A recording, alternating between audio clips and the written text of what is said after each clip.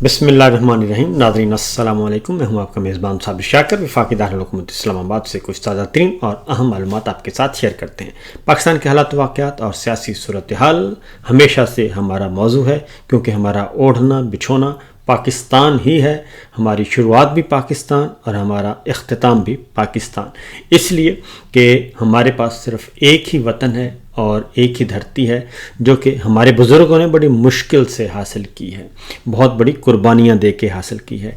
इसलिए अगर पाकिस्तान को कुछ नुकसान पहुँचता है और तो हमें बहुत दुख होता है। इसलिए जनाब हम ये सारी तगोदो कर रहे हैं, जिद्दोजहद कर रहे हैं, तो आप भी इस स्ट्रगल में आम आदमी के तौर पर भी आप भी इसमें शरीक हों। जब तक आप शरीक नहीं होंगे अपने वतन के लिए, अपनी धरती माँ के लिए, और जब तक आप अपना हिस्सा उसमें नहीं डालेंगे, तो ये जिद्दोजहद कामयाब नहीं हो सकती। इसलिए कि आपका मुकाबला सिसिलियन माफिया से है, गॉड फादर से है, और उनसे के साथ मुकाबला करना है तो फिर अवाम को मुत्तहिद होना पड़ेगा और मुत्तहिद होकर मैदान में उतरना पड़ेगा।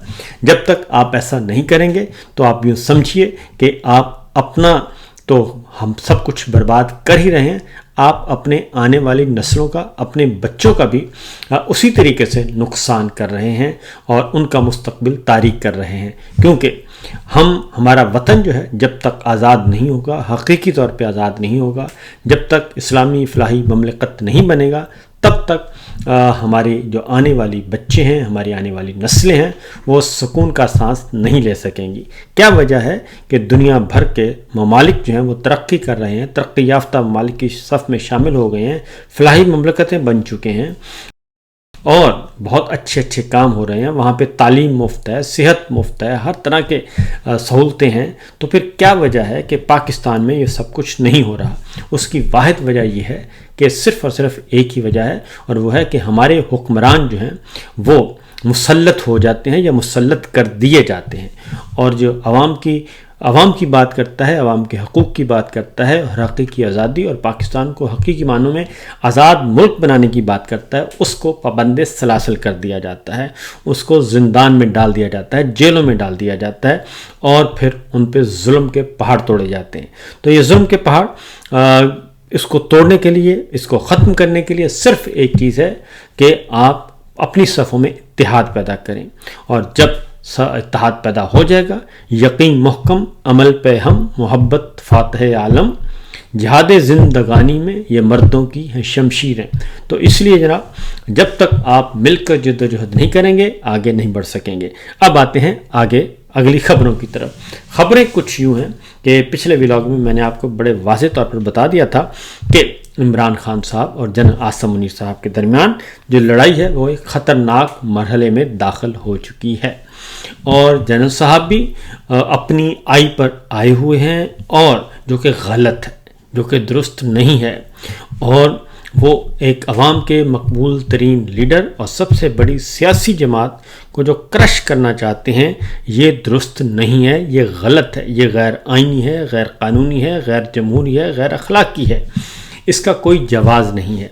जो कि आइन कहता है उसके अकॉर्डिंगली चलना चाहिए। लेकिन जनाब क्या करें, ताकत बहुत ज़्यादा है, और जब ताकत बहुत ज़्यादा होती है तो एब्सोल्यूट पावर जो है वो एब्सोल्यूट करप्ट कर देती है इंसान को, और इसीलिए ये सब कुछ हो रहा है। तो बहरहाल सिचुएशन इस वक्त ये है कि पहले तो ज़रा मैं आपके साथ 2-3 खबरें शेयर करना चाह रहा हूँ कि हो क्या रहा है, हमारी सूरत हाल क्या है, इकॉनमी की सूरत हाल क्या है, मईशत किस तरफ जा रही है, सियासत किस तरफ जा रही है। तो मेरे सामने कुछ डाटा पड़ा है, आप देख भी रहे होंगे स्क्रीन पे कि पाकिस्तान का कर्ज़ों का हुजम जो है वो 75,000 अरब तक पहुंच गया है, जबकि हकीकत यह है कि ये 90,000 अरब से तजावुज़ कर चुका है, 90,000 अरब से तजावुज़ कर चुका है।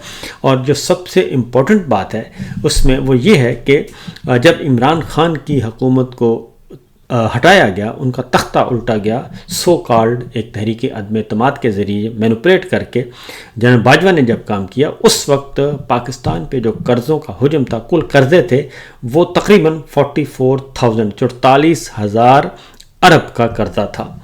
और अब जो है उनको हटाने के बाद सिर्फ 3 सालों में ये कर्ज़ जो है वो डबल से भी ज़्यादा हो गया है। यानी آپ یوں سمجھیے کہ جو قرض 75 سالوں میں 43,000 ارب کا قرضہ تھا، تو اگلے 3 سالوں میں یعنی کہ اس امپورٹڈ سرکار، کاکڑ سرکار اور پھر اب یہ جعلی سرکار کے دور میں یہ بڑھ کر ہو گیا ہے، اس سے ڈبل ہو گیا ہے۔ 43,000 44,000 تھے جتنا قرضہ ہم نے 75 سالوں میں لیا، اس رجیم نے 3 سالوں میں وہ قرضہ لے لیا ہے اور اس کو ڈبل کر دیا 90,000 ارب تک۔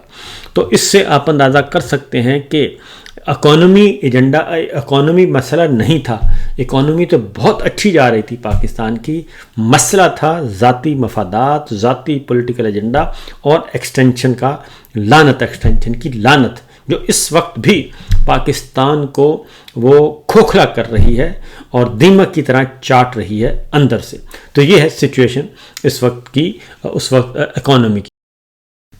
ایک اور خبر ہے اور وہ ہے جناب 2022 میں غربت کی شرح 17.1% تھی، یعنی کہ جب عمران خان صاحب کا آخری سال تھا، اور جبکہ اس وقت غربت کی شرح جو 2025 میں ہے وہ 44.7% ہے، اتنی زیادہ بڑھ چکی ہے، یعنی 17 کو 3 سے ارب ضرب نے تقریباً 200 گنا سے زیادہ، 250 گنا جو ہے وہ مہنگائی اور غربت جو ہے وہ بڑھ چکی ہے۔ اسی طریقے سے مہنگائی بڑھ چکی ہے، یہ غربت ہے، مہنگائی بھی اسی تناسب سے بڑھتی جا رہی ہے۔ تو یہ اکانومی، یہ غربت، یہ مہنگائی، یہ بے روزگاری، یہ ایشو ہی نہیں ہے، تو اور اس طرف کوئی کسی قسم کی کوئی توجہ ہی نہیں دی جا رہی، یہ ایک بڑا المیہ ہے۔ اس کے ساتھ ساتھ یہ پنجاب ہو، بلوچستان ہو یا پھر سندھ ہو، یہ 3 صوبے اس لیے بات کر رہا ہوں کیونکہ خیبر پختونخوا کی کارکردگی اس وقت بھی تینوں صوبوں سے سب سے اچھی کارکردگی ہے، اور ان کا بجٹ جو ہے وہ سرپلس میں ہے، وہ خسارے سے نکل چکے ہیں، جبکہ پنجاب، بلوچستان، سندھ یہ تینوں خساروں کے بجٹ چل رہے ہیں اور ان کی آمدنی کم ہے اور اخراجات زیادہ ہیں۔ خیبر پختونخوا کی آمدنی زیادہ ہے، خرچ کم ہے، انہوں نے یہ کام کیا ہے۔ اور سندھ میں 5 سے 16 برس کی عمر کے 47 لاکھ بچے اسکولوں سے باہر ہیں، اور اس صوبے میں 16 سال سے مسلسل پیپلز پارٹی کی حکومت ہے، اور گزشتہ برس سندھ ہائی کورٹ کو بتایا گیا تھا کہ سرکاری اسکولوں میں 13 لاکھ بچے فرنیچر نہ ہونے کی وجہ سے زمین پر بیٹھ کر پڑھنے پر مجبور ہیں۔ یہ ہمارے عدنان عادل بھائی نے یہ بات بتائی ہے، اور ظاہر ہے وہ اعداد و شمار سے ہی بات کرتے ہیں، فیکٹس بتاتے ہیں۔ تو یہ تو ہے سچویشن ہماری۔ اب ذرا آگے بڑھتے ہیں، اور وہ یہ ہے کہ حکم کیا دیا جا رہا ہے اور پالیسی کیا ہے۔ پالیسی یہ ہے کہ عارف حمید بھٹی صاحب نے بتایا ہے کہ ظلم کرنے اور کروانے والوں کے علاوہ سب کو عید مبارک۔ میڈیا کو حکم نامہ ملنے کے بعد عمل درآمد شروع ہو چکا ہے۔ خبریں ہیں کہ پنجاب میں ہونے والی کرپشن کی خبریں نہیں چلائی جائیں گی اور پی ٹی آئی کی کوریج کم سے کم کی جائے گی، صحافت یا کلر کی۔ تو بالکل بھٹی صاحب کی اطلاع یہ درست ہے، کیونکہ ایک بار پھر جو ہے وہ بادشاہ سلامت جو ہیں وہ میدان میں آئے ہوئے ہیں، اور مریم سرکار جو ہے، جعلی سرکار جسے ہم کہتے ہیں فارم 47 کی، اس کے لیے خاص ہدایات جاری ہوئے ہیں، اور پھر دوبارہ سے میڈیا کو کہا ہے کہ جی مریم صاحبہ کے بارے میں، پنجاب کے بارے میں کسی قسم کی کوئی نیگیٹو رپورٹنگ نہیں ہونی چاہیے۔ ان کی تصویر بہت اچھی اجلی ہوئی پنجاب کی شکل دکھائیں، اور جو بھی یہ کام کریں آپ نے کہنا ہے سب سے اچھا ہے۔ اور ابھی کل ہی پرسوں یعنی کہ عید سے پہلے ہی لاہور کی سڑکوں میں ارک گلاب پھینکا گیا۔ اب پتہ نہیں وہ ارک گلاب تھا یا نہیں، لیکن عوام کے ٹیکسوں سے، میرے اور آپ کے پیسوں سے وہ خریدا گیا تھا، اور وہ ہمیں چونا لگایا گیا ہے، ہمیں ہی ٹیکا لگایا گیا ہے۔ اور وہ ارک گلاب تھا یا پھر سادہ پانی تھا، یا کسی نہر سے پانی لایا تھا، یا کسی تالاب سے پانی آیا تھا، یہ ایک الگ داستان ہے، لیکن ہماری جیبوں سے پیسہ نکل گیا اور لاہور کی سڑکوں میں کہا گیا ہے کہ ارک گلاب پھینکا گیا ہے، جبکہ یہ بالکل ایک واہیات بات ہے کہ ارک گلاب سے آپ بیت اللہ کو غسل دیتے ہیں، ارک گلاب سے آپ دادا دربار صاحب کو غسل دیتے ہیں۔ تو یہ جو باتیں ہیں جی، یہ ایک بالکل ڈھکوسلا ہے، اور یہ جعلی سرکار اس طرح کے اوچھے ہتھ کنڈے کرتی رہتی ہے۔ عمران خان صاحب کی بہن کہتی ہیں کہ یہ عمران خان کو ذلیل کرنا چاہتے تھے، لیکن اللہ نے ان تمام ظالموں کو ذلیل کر دیا۔ عمران خان نے تو کہا ہے کہ تم جو مرضی کر لو، مجھے فرق نہیں پڑتا کیونکہ ان کی زندگی کو اجیرن کر دیا گیا ہے۔ اب ذرا میں آپ کو کچھ اور آگے بڑھتے ہیں اس خبر کی طرف، ایک اور خبر کی طرف۔